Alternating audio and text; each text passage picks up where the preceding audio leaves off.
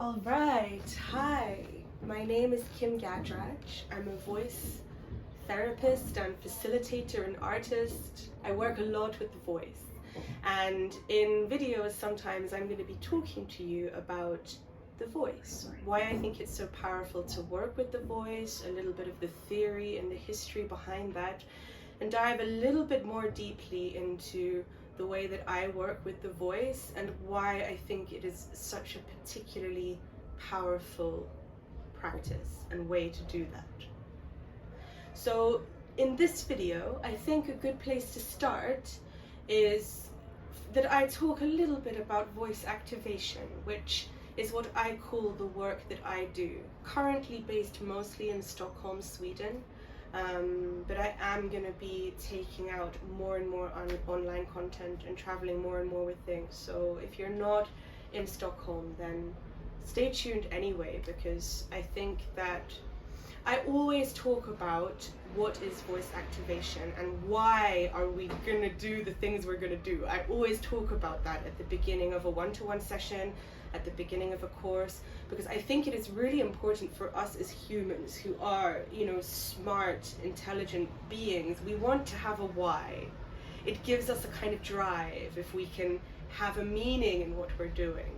It gives us a different kind of motivation that's maybe a bit deeper, and so I do like to go into it, and I think that it can even be good to go into that now online. Maybe you've come to one of my courses before, or maybe you haven't, and I have this feeling like I'm asking people to come out to my courses, and I want to give you a why. Why do I think this is great work for you?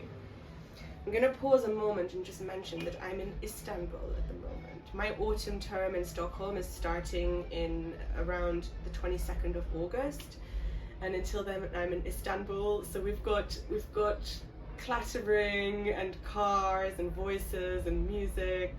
I'm wearing a mic, so I apologize if the sound is a bit yeah. I think an important thing, if you go onto my website, kimgadrach.com, if you go onto my website, you will see that I say very early on, your voice is your power. And I want to go a little bit more deeply into what I mean by that. I think it's quite innate to us that voice is power. I in my master's studies in international development, we talked about voice and empowerment among citizens as an important indicator of the level of development. It's a problematic word but the level of development in that country. And even if we say, oh, that person has a really strong voice, we might not be talking about, but we might not be talking about actually how loud or how strong their voice, physical voice, sounds. We might also be talking about something more idiomatic, which is that person is powerful and they stand their ground and they make themselves known and they say what they want. There are a lot of aspects to this, your voice being your power kind of thing. And so I'm going to dive much more deeply into the topic of voice and power in a later video, but I just want to mention briefly about what I think power is, because this is one of the actually the important foundations of my work with the voice, what power is for me and what it is for other people. I have learned different models from many different mentors and facilitators and friends. And I've sort of absorbed them, and now I'm giving them to you. Yeah. My power comes from having a strong boundary, having strong boundaries, and we say this quite a lot in some circles, but I want to talk a little bit about what my boundary is. My boundary is the kind of invisible line that separates me and what I want, what I need, what is non-negotiable, what actually I like. I don't function well if I don't have. my interests, my tastes, my desires, my fears, my boundary. And of course, you know, no person is an island, this kind of idea. We are always in an interrelational space, and I don't want to sound individualistic, but I see the world, I see reality as this just interplay of, there is no objective truth, right? Nobody can really say, oh, this is how it really is, this is how it really is. It's all just this arena that is the interplay of everybody's this interacting with everybody else's this. And I believe that the way that an individual can function in the most optimal way, and the way that the world can function in the most optimal way, is when everybody is strong enough in this, that they can go out there, you know, confident in their expression of what that is and who it is, and able to communicate it. That we really can have the true interplay of this without all of the this and this and this and this. And it requires a lot of things, that sort of utopic ideal of how the world could be. And an important aspect, I think, of that is getting in touch with what this is, and learning each one for ourselves to express it out to those edges that we struggle with more. So I work with some clients who maybe struggle to take space, and don't feel like they're shining to their full potential, or don't feel like in that group of people they really get to say what they want to say and participate to the level that they really want to. This kind of thing, right? But that's the spectrum. And sometimes people who are really good at all of those things might struggle more to go into spaces of vulnerability and letting the rawness of emotion come out on the voice. And I'm edging now towards the next thing that I want to talk about, and I think those are the two main things I'm going to talk about now in this video.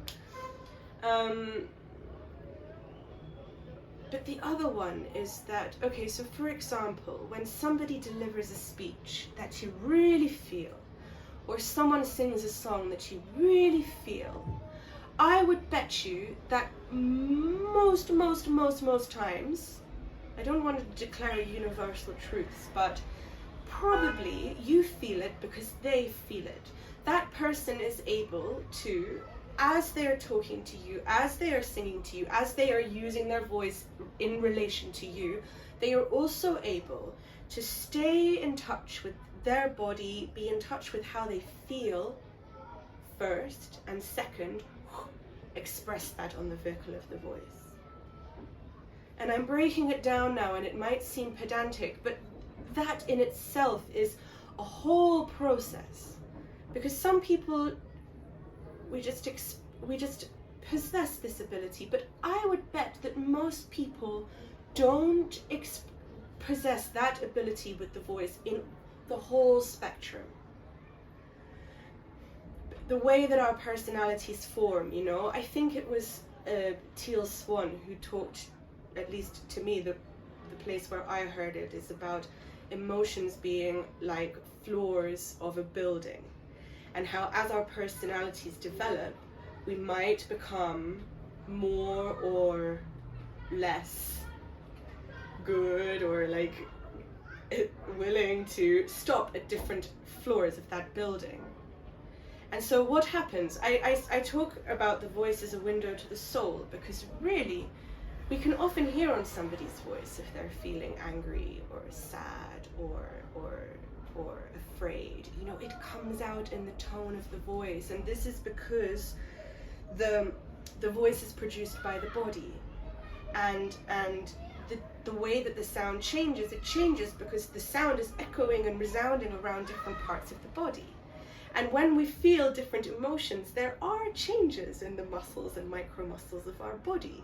You felt it when you get stressed and nervous, you tighten and tense up. It affects the voice.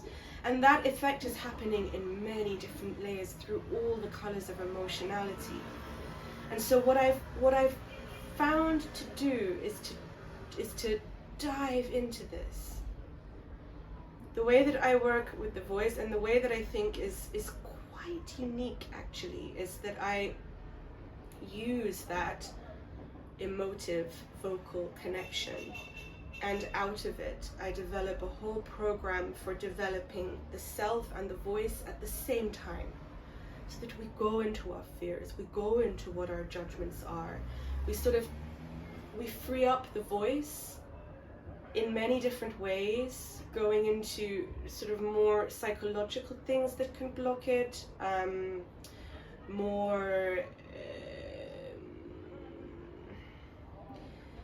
we dive more deeply into the emotions, using that connection with voice and emotions.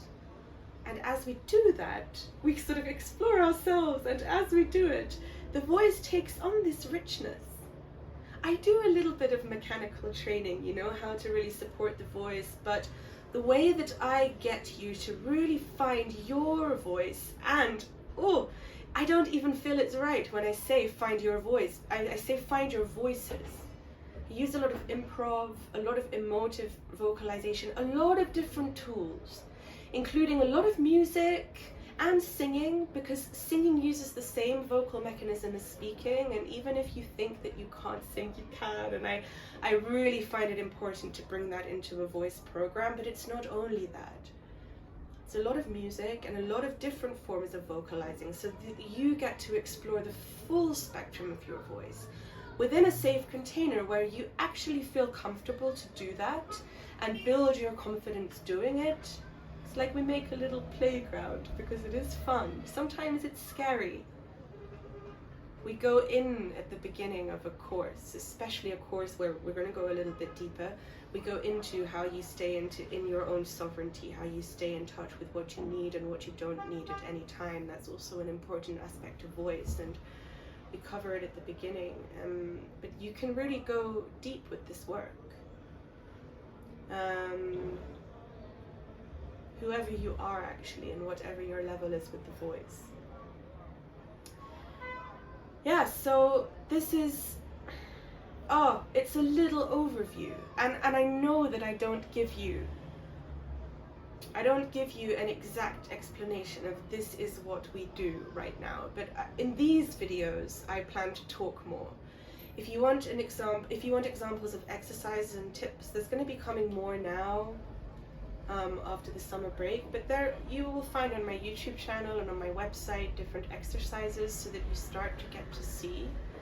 But basically what I'm doing is opening up the voice in a holistic way, where we don't just look at mechanical training, we also look at what does freeing your voice mean on that other level, you know, on that other level, and not just singing in one way, but singing in all of the ways, so that you get to know your voice deeply.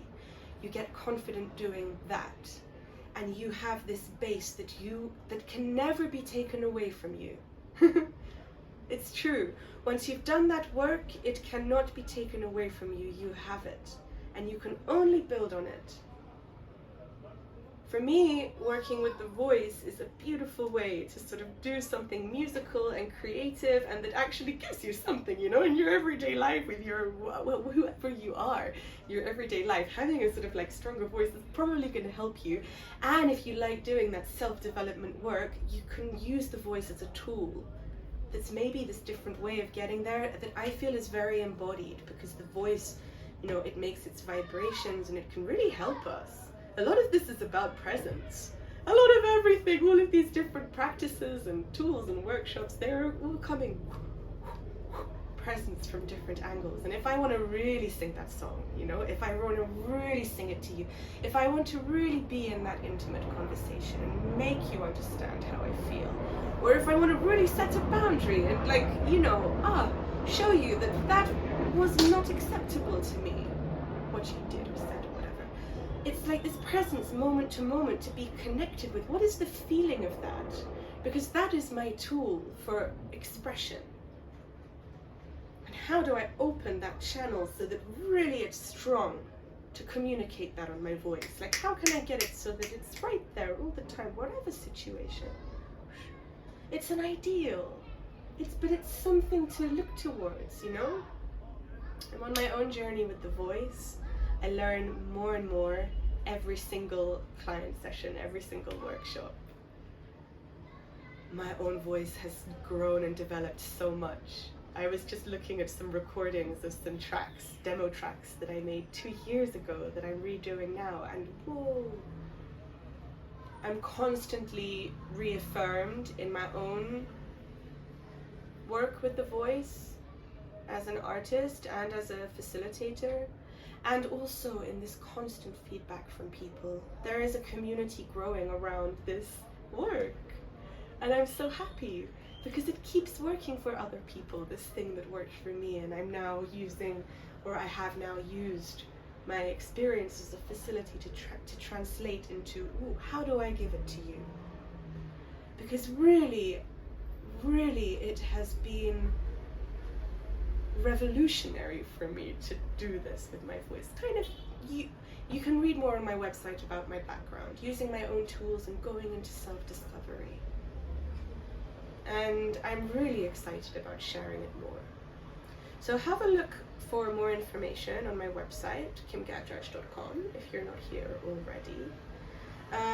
There you can also find courses that are upcoming. Right now they're mostly in Stockholm, but if you would like to have a course or a workshop in your area, don't hesitate to get in touch with me. I'm really up for organizing things internationally.